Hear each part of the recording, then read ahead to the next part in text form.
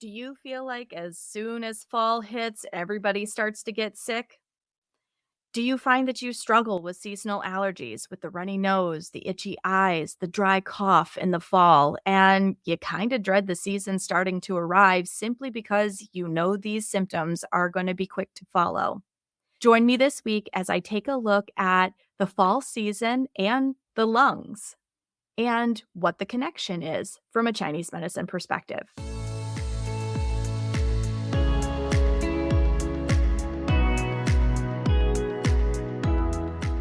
Early on in my life, I had it in my head that I had to work as hard as my male counterparts in order to be successful. I sprinted as fast as I could in the direction of my goals, brushing off all the signs of fatigue that my body was giving me. I didn't have time to stop, or so I thought. I quickly found that the pedal to the floor pace that I was working so hard to achieve just wasn't sustainable. I started getting sick a lot.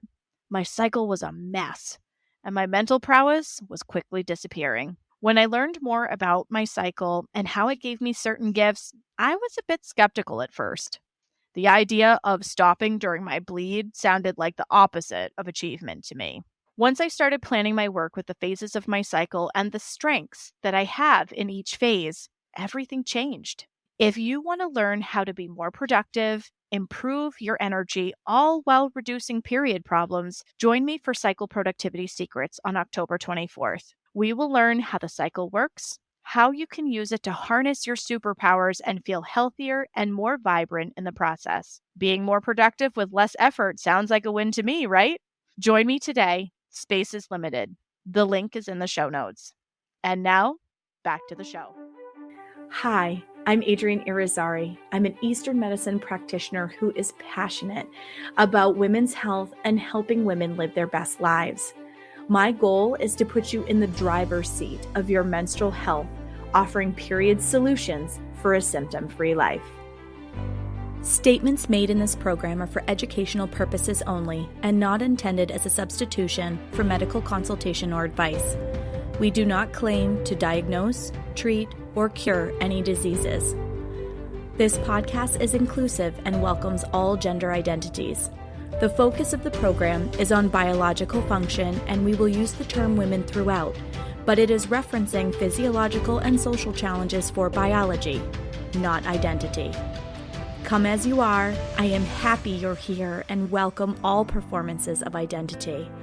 I hope you find something helpful in this show. Welcome back to another episode of the Reproductive Rebel podcast. Welcome fall. If you are in the Northern Hemisphere, we just ushered in the fall equinox. And I don't know about you, but there has started to be a nip in the air, at least here in New England. So in episodes 25 and 34, I talked about the 5 seasons of traditional Chinese medicine.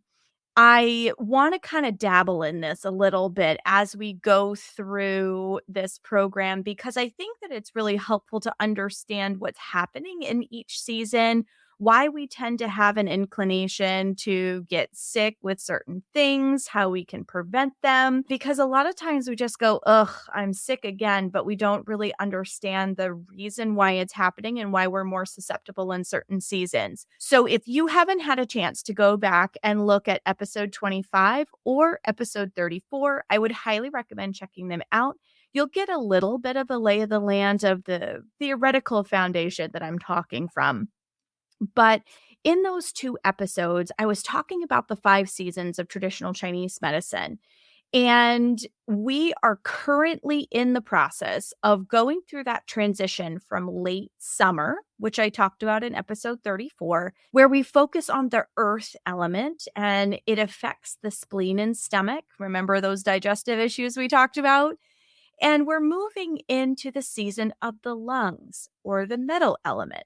So what does it mean to be in the season of the lungs? So traditional Chinese medicine looks at the lungs as more than just air in and out. All of the organs in the traditional Chinese medicine system have more responsibilities than merely the tasks that we assign them in Western medicine. I think it's really cool, though, that Eastern medicine for thousands of years had this understanding of the body and then has just been further validated by the research that's come out of the allopathic model. But it's a little more limited in scope in terms of their understanding of how some of these organs work. So, from a TCM perspective, the lungs are responsible for a variety of functions in the body. They control the immune system. We get a little sicker in the fall, just putting that out there. They govern the throat, producing the voice. I don't know about you, but this tends to be the season that my voice sometimes gets a little raspy. Hopefully it won't for this show. And sometimes like it gets squeaky or I might lose my voice. Does that resonate with any of you? The lungs govern the chi in the meridians. It governs blood in the vessels. It governs respiration, which is the task that it's assigned from the allopathic Western side of the model. It regulates water metabolism, the moisture of the skin, the hair, the sweat glands, and the nose. Pretty broad set of skills that it has from a TCM perspective. According to TCM theory, the lungs govern chi and respiration, and they open into the nose, which makes sense. You think about air in, air out. If your mouth is closed, you're getting it through your nose. But the lungs are very sensitive to cold and dryness.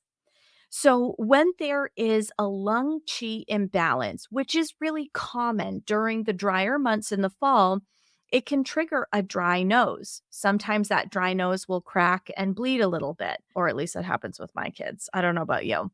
An itchy throat, chapped lips, or rough chapped skin, colds, allergies, cough, sinus, asthma flare ups, all of these things are really common in the fall with this transition in the way that our air goes from being more humid to drier. And drier is kind of the enemy of the lungs. So think about how you tend to get sick in the fall. Most people struggle with respiratory related illnesses. It goes straight after the lungs, right? I don't know about you, but I can feel how the autumn air feels dry and brittle. It's usually one of the things that I start noticing in the morning right after Labor Day here in the United States. It's a really big shift from the warmer, moister air of summer. The lungs hate being too dry, so the name of the game is to keep them moist. One of my favorite ways to do that is with pears. There's a lot of things that you can do from a food and lifestyle perspective to be able to support your lungs in the fall. So it isn't just physical imbalances that can appear during this season. There are mental and emotional ones as well. When our lung chi is strong, you see more of the positive attributes, whereas when it's weak, you see negative attributes. So for example, positive attributes of the lung system are courage, righteousness, and bravery. When we are in the more negative side of things, you see grief, sadness, depression, loneliness, sorrow, and detachment. If you think about how you tend to feel during this season, it starts to become very noticeable that we feel certain emotions in a little more prominent way in our life when we are finding that we're either in harmony or struggling with an imbalance. So, to strengthen your resilience against illnesses and some of these emotional imbalances that are really common during this season, here are a few tips. During the fall, it is important to eat cooked vegetables and warm dishes. Now, when I say cooked vegetables, you do not have to cook them until they are mush. Something as simple as steaming your vegetables can be really helpful in terms of making it easier for your system to be able to process it, but it also has a little bit more moisture content that way and is gentle to not only assimilate, but will lend some of its moisture to the rest of your body. Pungent foods like ginger. Ginger is one of my favorites for a whole host of things. I could probably do a whole episode on ginger. Cabbage, garlic, turnips, daikon radish. These protect the lungs. Vegetables like kale, mustard greens, broccoli, carrot, pumpkin, and winter squash are also very beneficial this time of year. Foods like tofu, spinach, barley, pears.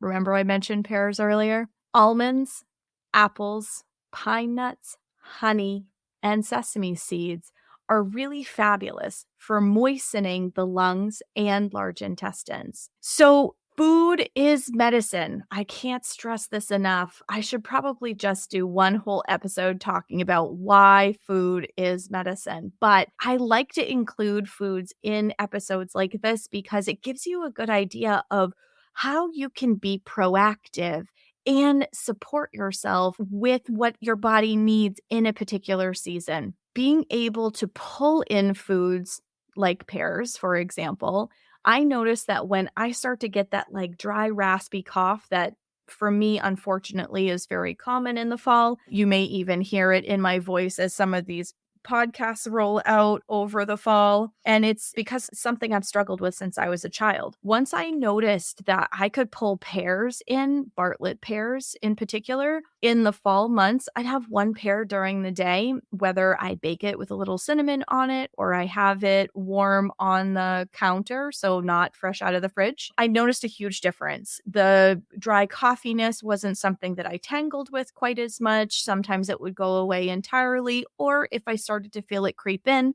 I could start bringing pears into my regular routine and that cough would start to go away. So knowing how you can use food in your lifestyle to be able to support yourself during the change in season is really important. We're also talking about lifestyle things, right? So keep moving.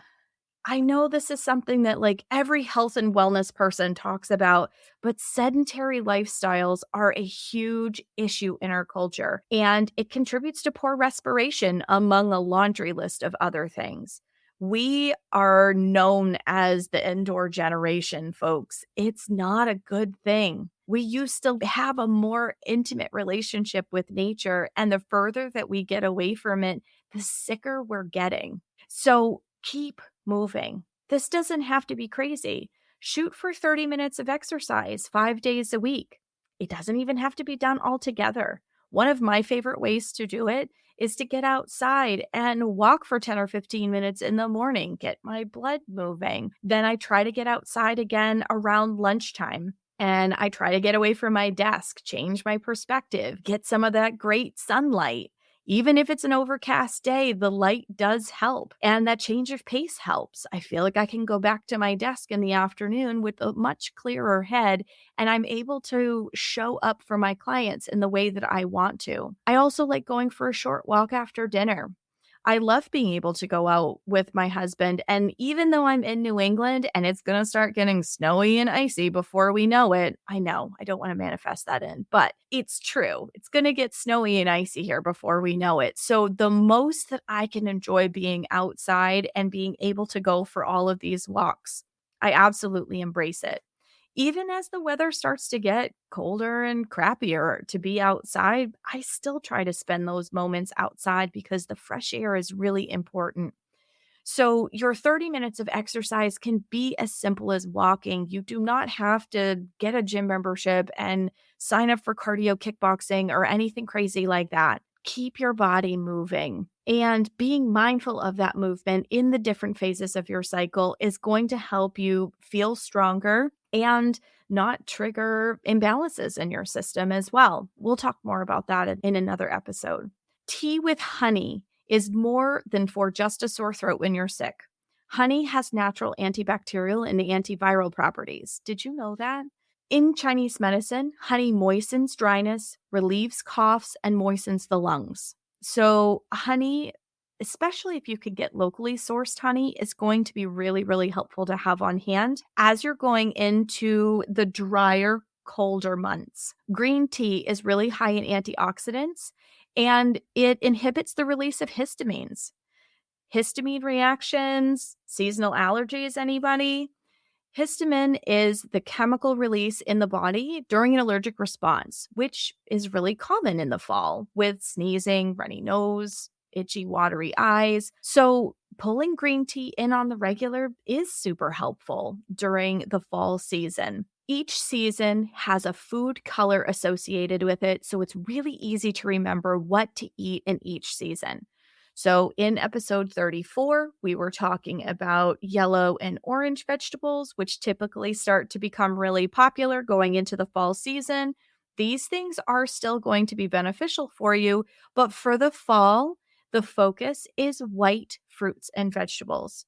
So when I say white, it's the flesh of the food, not the outside, that makes that determination. So a good example of this is apples and pears.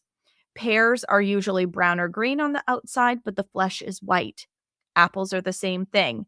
They could be yellow, they could be red, they could be green on the outside, but the flesh of the fruit is white. So when you're picking your white foods, and fish actually falls into this white food category, but when you're looking at it, you're looking at the flesh of the food for that white quality to determine whether it's something that's going to be really supportive for your lungs and moisture for your lungs in the fall. So here are just a few really quick tips in terms of practices that you can pull into your life, places that you can focus your emphasis, and foods that you can pull into your lifestyle in order to really put your best foot forward as you go into this fall season. The fall can tend to be very symptomatic for people. There tends to be a really abrupt shift because, like I said earlier, it's that moist air to dry air.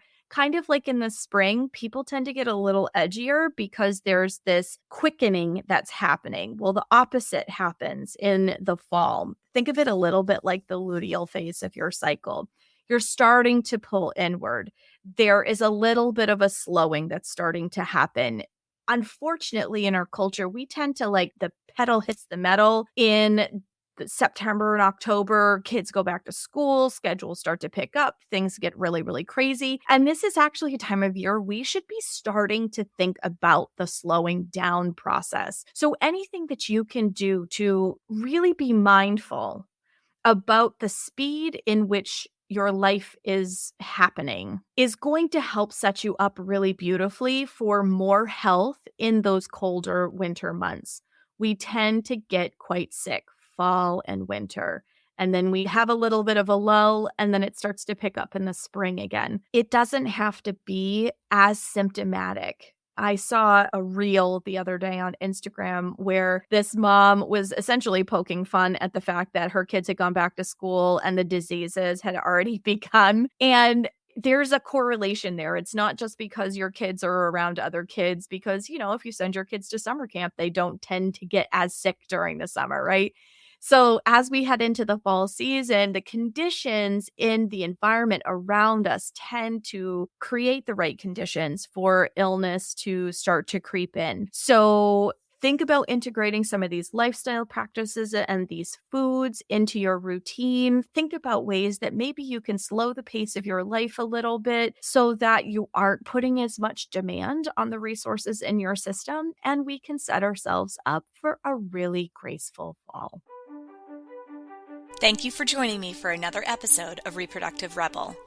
Reproductive Rebel is recorded by certified peri-steam hydrotherapist, herbalist, sound healer, and Chinese nutritional therapist Adrienne Irizarry of Moon Essence LLC.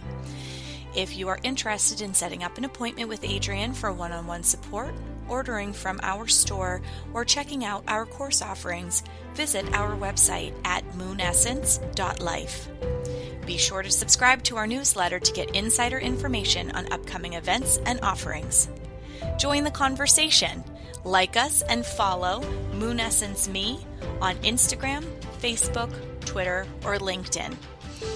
Your voices make this program possible. Thank you all for your continued support.